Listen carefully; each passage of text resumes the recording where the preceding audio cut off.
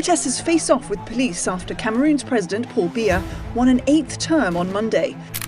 It happened in Cameroon under Paul Biya, a government silencing its own citizens in the name of order. And now, it's happening again, this time in Tanzania. Now to Tanzania, where police have imposed an evening curfew in the main city, Dar es Salaam, after protesters tore down banners supporting the president and burned a police station. Chaos erupted in various towns in Tanzania as the country held their presidential elections, marked by concerns from human rights groups alarmed over detention of opposition members.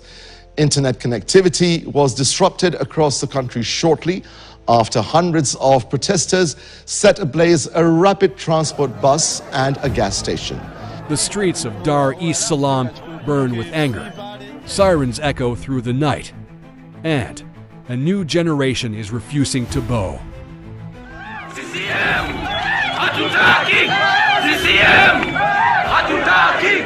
CCM! A curfew has been declared, the internet cut off, and the people's voices drowned in tear gas. But in the heart of the storm, Africa's youth are reminding the continent that silence is no longer an option. Just when the world thought it was over, reports say protesters have stormed military barracks, pleading for the army to take control.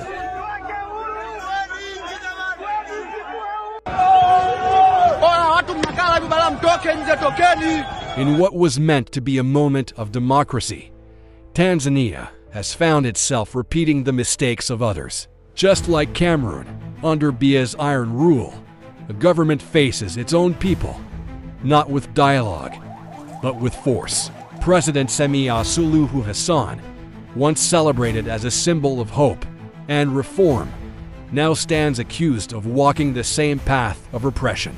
A nation watches in fear, while the rest of Africa asks, is this the beginning of another long reign built on fear? Welcome to the African Discovery, where we uncover Africa's untold stories and explore the deeper meaning behind today's biggest events.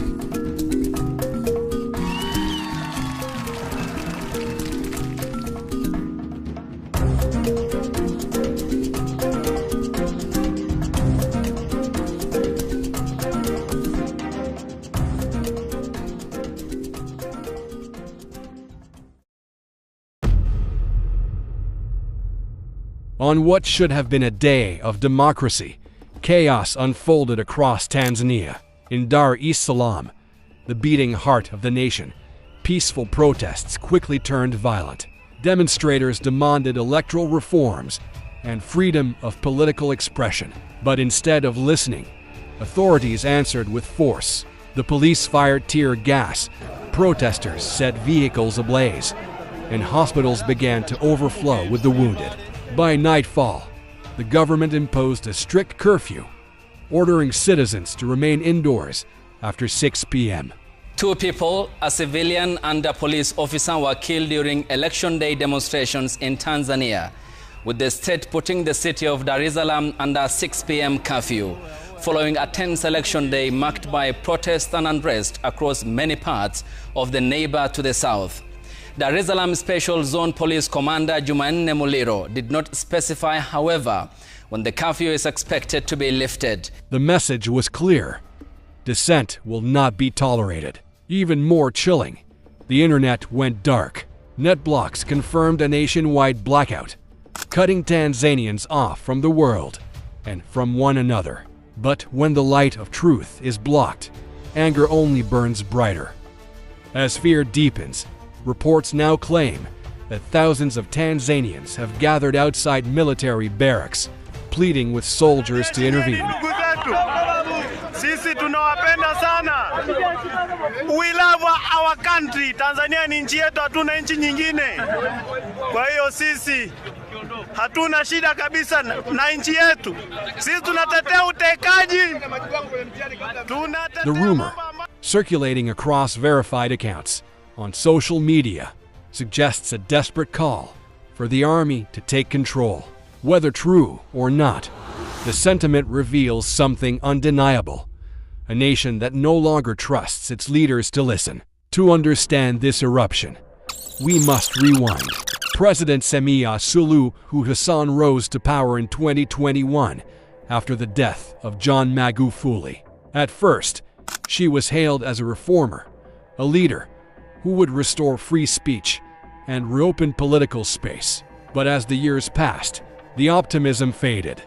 Opposition figures were arrested, critics disappeared, and elections became predictable rituals of victory for the ruling CCM party, which has never lost a vote since independence. Using very repressive laws that are very vague, applying them differently to the opposition, to the citizens, to the journalists, just to keep them repressed. So with this human rights crisis, we are seeing silenced voices, we are seeing a repressed opposition, and we're seeing very little civic participation. Now, with the main opposition leader jailed on treason charges and his party boycotting the election, many Tanzanians feel the ballot has lost its meaning. Human rights groups call it a wave of terror. The government calls it maintaining peace. But peace built on fear is not peace. It's control. What's happening in Tanzania is more than a local dispute. It's the voice of a generation demanding dignity. Across Africa, young people are tired of recycled promises and leaders who rule until the end of time. And now, from Dar es Salaam to Yaoundé, they're drawing a line in the sand. Many observers are comparing President Suluhu's crackdown to that of Paul Biya in Cameroon. Both leaders face growing youth movements. Both rely on security forces to silence protest. And both stand accused of betraying the ideals they once swore to protect. The only difference, this time, it's a woman leading the charge. And that makes it even more shocking. Is President Suluhu following the footsteps of Paul Biya?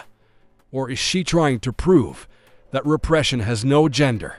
Either way, the result is the same: silence, fear, and resistance. Tonight, Dar es Salaam is under curfew. Shops are shuttered, roads deserted, and the air heavy with uncertainty. In the border town of Tunduma and the city of Mbeya, demonstrations have spread. Small flames of defiance flickering across the nation. Tanzanian youth say they will not back down. "We are tired," one protester told the BBC. "We just want an independent electoral commission, so every Tanzanian can choose the leader they want." The government insists the election was free and fair. But fairness cannot live where freedom is dead. This is not an isolated storm. It's part of a continental awakening. From the protests in Senegal to the uprisings in Cameroon, Africa's Gen Z has become a force that refuses to be silenced. They are connected, fearless, and ready to challenge power, whether it wears a suit, a uniform, or a smile. And that connection terrifies those who still believe they can govern forever. What happens next depends on how far the government is willing to go and how long the people are willing to endure. If the curfew holds and the internet stays dark, Tanzania could descend into the same quiet fear that haunts other nations. But if the protests continue, and if the world is watching, this moment could mark a turning point. Perhaps, just perhaps, the youth of Africa are writing the next chapter of liberation. One protest, one voice, one tweet at a time. Tonight, Tanzania stands between fear and freedom. A president once praised as a reformer now risks being remembered as another ruler who chose control over courage. And, as we've seen in Cameroon, repression may silence the streets, but it cannot silence the spirit. Because in Africa today, the people are no longer waiting for change. They are becoming it. You've been watching The African Discovery, uncovering Africa's untold stories. Subscribe for more deep insights shaping the continent's tomorrow. To watch the fearless protest of Gen Z uprising in Cameroon against Paul Biya's re-election, click the video on your screen now.